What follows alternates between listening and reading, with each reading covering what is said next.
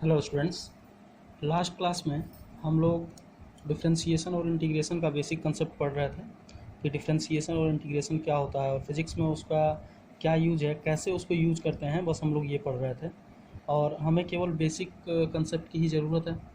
तो last class में हमने पढ़ा था कि अगर किसी भी बॉडी का डिस्प्लेसमेंट दिया हो, ठीक है, तो उसकी वेलोसिटी अगर हमें फाइंड करनी है तो हम डिस्प्लेसमेंट को टाइम के रिस्पेक्ट में अगर डिफ्रेंशिएट कर देते हैं तो फिर हमें उसका वेलोसिटी मिल जाएगा।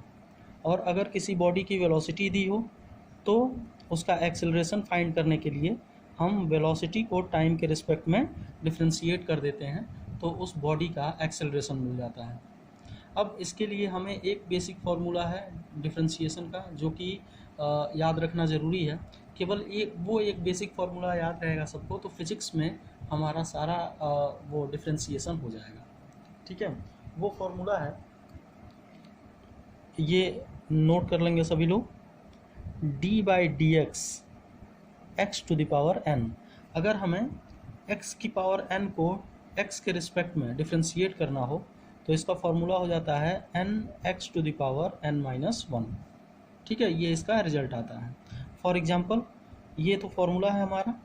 अब इस पे एक एग्जांपल मैं आप लोगों को दिखा दे रहा हूँ सॉल्व करके कि d/dx अगर हमें एक्स स्क्वायर को सॉल्व करना है, डिफ्रेंशिएट करना हो, ठीक है, एक्स स्क्वायर को एक्स के रिस्पेक्ट में अगर डिफ्रेंशिएट करना है तो n यहाँ पे क्या है, n मीन्स पावर, जो इसका पावर है तो पावर का मल्टीप्लाई हो जाएगा, पहले यहाँ पे n लिखा हुआ है, ठीक है, तो पावर का यहाँ मल्टीप्लाई हो जाएगा into x to the power, x का पावर कितना हो जाएगा n-1, मतलब इनिशियली जो इसका पावर था उसमें -1 हो जाएगा, मीन्स 2 - 1 इज इक्वल टू हो जाएगा 2 इंटू एक्स, 2 - 1 ये 1 बचेगा, तो इसका मतलब ये हो गया 2x। इट मीन्स कि अगर एक्स स्क्वायर को हम डिफ्रेंशिएट करते हैं एक्स के रिस्पेक्ट में तो फिर हमें मिलेगा 2x। अब मान लो एक्स क्यूब को अगर डिफ्रेंशिएट करना हो, d/dx एक्स क्यूब, अगर इसे हमें डिफ्रेंशिएट करना हो तो n फॉर्मूला होता है n x to the power n-1, ठीक है, तो n की जगह पे है 3, उसके बाद x to the power n-1 3 - 1 is equal to 3x square. ठीक है, ये इसका डिफ्रेंशिएशन हो गया।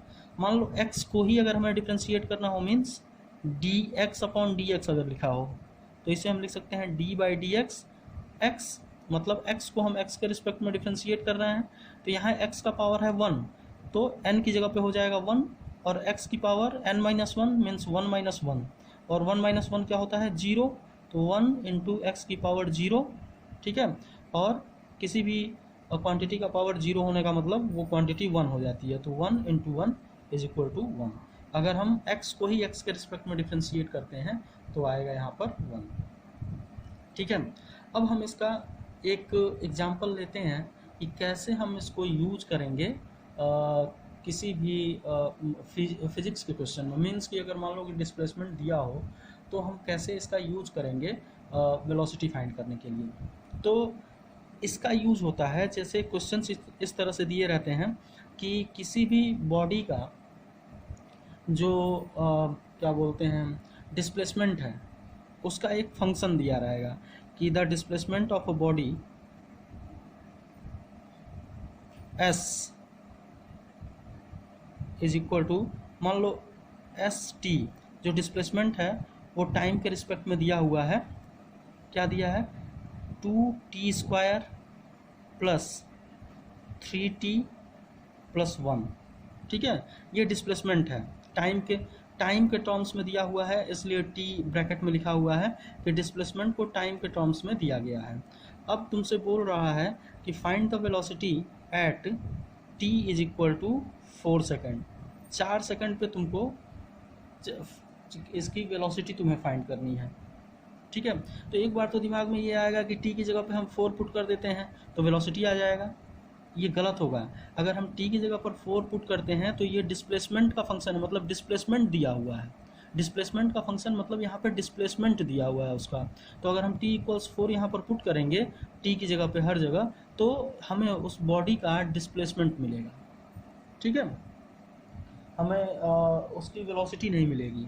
वेलोसिटी के लिए क्या होता है, हमें पता है कि वेलोसिटी इज इक्वल टू होता है ds/dt। डिस्प्लेसमेंट को टाइम के रिस्पेक्ट में हम डिफ्रेंशिएट करते हैं तो हमें मिलता है वेलोसिटी। तो हम इसके लिए क्या करेंगे, d/dt 2t² + 3t + 1, ठीक है।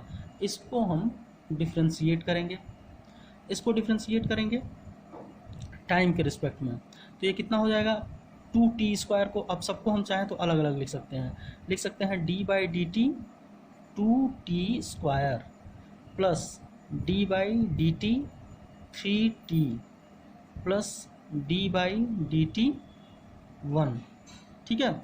इसको हम कर सकते हैं। अब इसमें 2 क्या है, ये कांस्टेंट है, ये बाहर आ जाएगा। देखो अच्छा, ये 1 वाला जो टर्म है इसको कैसे डिफ्रेंशिएट करेंगे, यहाँ पे तो t वाला टर्म है ही नहीं, तो 1 को हम लिख सकते हैं t⁻0, ठीक है। t⁻0 को हम 1 लिख सकते हैं। अब यहाँ पे 2 जो है ये मल्टीप्लाई में है, कांस्टेंट है, तो 2 आ जाएगा बाहर। जैसे हमें t के रिस्पेक्ट में डिफ्रेंशिएट करना है तो t वाले टर्म्स ही डिफ्रेंशिएट होंगे, उसमें अगर कोई मल्टीप्लाई में कोई टर्म है तो वो कांस्टेंट हो जाता है और वो बाहर आ जाता है। तो t² + 3 d/dt t + d/dt t⁻0। अब इसे हम डिफ्रेंशिएट करेंगे। अगर इसे डिफ्रेंशिएट करना होगा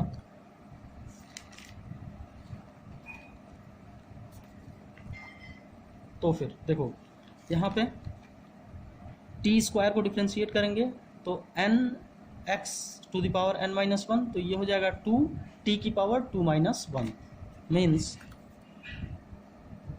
v is equal to 2t⁻2−1 plus दूसरा वाला टर्म इसमें था 3d/dt, t है केवल, तो ये हो जाएगा 3 इंटू t⁻1 है तो 1 इंटू t⁻1−1 और प्लस d/dt t⁻0 है तो 0 इंटू t⁻0−1, ठीक है। तो ये हो गया 2t + 3t⁻0 प्लस 0 का किसी भी क्वांटिटी में मल्टीप्लाई कर दो तो वो 0 हो जाता है, ठीक है। और ये t⁻0 क्या हो जाएगा, ये 1 हो जाएगा, तो इसे हम लिख सकते हैं 2t + 3 × 1 = 2t + 3। अब ये आ गया वेलोसिटी, ठीक है। Velocity equals 2t + 3। अब इसमें हम टाइम इक्वल्स, यहाँ पे जैसे क्वेश्चन में दिया हुआ है 4 सेकेंड, तो यहाँ पर अगर हम t = 4 पुट करेंगे तो आ जाएगी बॉडी की वेलोसिटी। तो v इज इक्वल टू हो जाएगा 2 × 4 + 3 = 8 + 3 = 11 मीटर/सेकेंड इसका वेलोसिटी हो जाएगा। तो इस तरह से हम फाइंड करेंगे वेलोसिटी को, ठीक है।